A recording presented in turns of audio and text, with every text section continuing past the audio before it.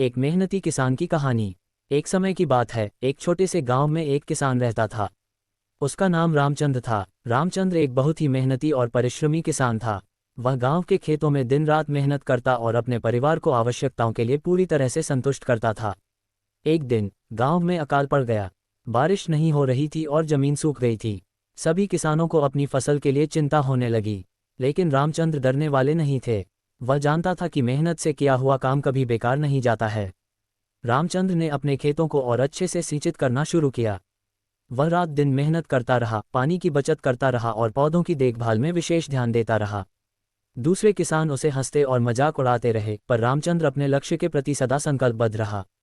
कुछ समय बाद बादल उमड़ आए और बारिश शुरू हो गई। रामचंद्र की खेती के पौधे जीवंत हो गए और उनकी फसल बढ़ने लगी। वह खुशी से झूम उठा, क्योंकि उसका मेहनत और धैर्य उसे उनके सपनों की प्राप्ति तक पहुंचा रहे थे। फसल काटने के बाद रामचंद्र ने अपनी परिवार के साथ आराम से खुशहाल जीने का आनंद लिया।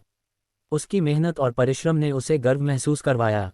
वह गांव के बाकी किसानों के लिए एक प्रेरणा स्रोत बन गया।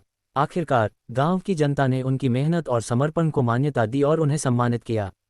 रामचंद्र की कहानी और संघर्ष गांव के अन्य किसानों को भी प्रेरित करते रहे। इस कहानी से हमें ये सीख मिलती है कि मेहनत, परिश्रम और समर्पण किसानों के लिए अत्यंत महत्वपूर्ण हैं। यदि हम मेहनत करें और परिश्रम करें तो हम सफलता के मार्ग पर चलने में सफल हो सकते हैं, चाहे कितना भी कठिनाइयां आएं।